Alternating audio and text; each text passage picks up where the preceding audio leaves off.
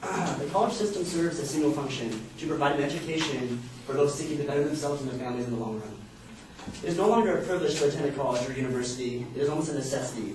Now imagine someone having the ability to attend college for free while continuing to play the sport they love. Sounds pretty good, doesn't it? Well, according to many people, including the affirmative, who believe college students deserve more than just a free education for playing the sport they love. The affirmative would have you believe that athletes competing in the college system on a scholarship are at a disadvantage and are given little in return for their athletic services. That playing the sport they love requires more than just a God-given skill and luck. I'm here to make the claim that student athletes are already privileged enough to obtain a free education because of their abilities, and that most are not bestowed this privilege. The first supporting claim I have is that we must remember that college athletes are students first. A quote from Aaron Stowe at Sports Talk artfully put it this way: A collegiate athlete's ability to play sports has given them the opportunity to receive a college education, and they should be taking full advantage of this opportunity. As soon as you pay a college or a student athlete, the focus immediately shifts from schooling to sports, and it's just not right. Student athletes are allowed to compete in a college environment not because they are gifted at sports. There are thousands of amateur athletes who are gifted at sports. They are allowed to attend colleges and universities without paying a dime because of their abilities and should be humbled for this privilege, not paid more for it. It's important to remember that, again, these student athletes, they're students first. Secondly, because these athletes are in fact students of their respective universities, paying them for their athletic services would be considered or force more implications than it's worth. By paying college athletes to compete, they are now considered to be employees of the university. Two implications must be considered. Firstly, according to USAA, any athlete currently injured in a sporting event at a university cannot hold the team or school liable as a result of their injuries. It is understood that any injury sustained during a sporting event are by accident, therefore no one has presumed responsibility for it. Once athletes are paid for playing, if injuries are sustained, they have the ability to sue the institution for simply not providing adequate aid immediately, and they can also apply for workers' compensation. Another implication is that when a group of people who are getting paid feel as though they're not being treated fairly, labor unions can be formed and strikes can occur. You see where I'm going with this. Start paying players and you will see more strikes and unions develop seeking even more money than what they already believe they deserve.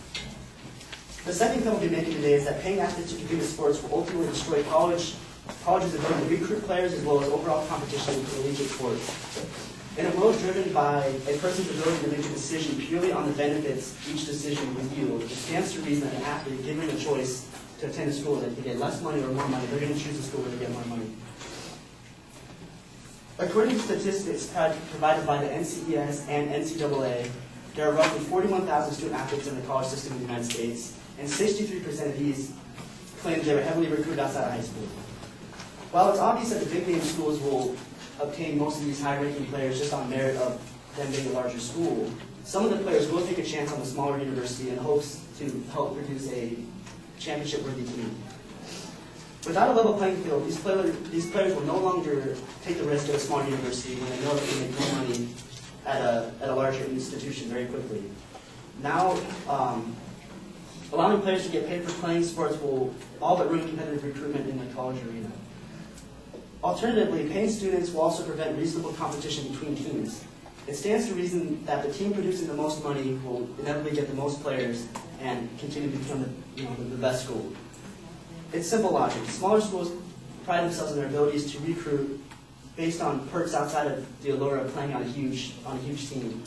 Stephen Holmes, a coach at a small Division III school, is quoted as saying the majority of our athletes, many of which had the chance to attend larger Division I schools, opted to attend this university in the hopes of building a championship-worthy team.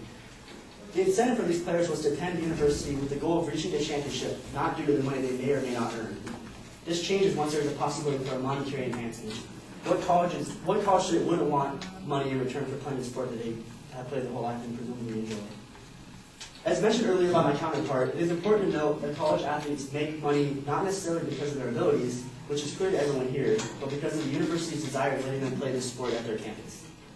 As I mentioned earlier, there are over 41,000 student athletes in the system, which account for roughly 2% of all college students.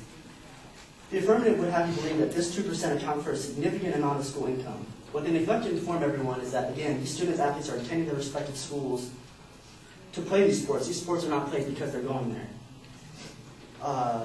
It is a very lofty claim to make that college athletes produce large amounts of income for colleges when the sport itself is producing these revenues.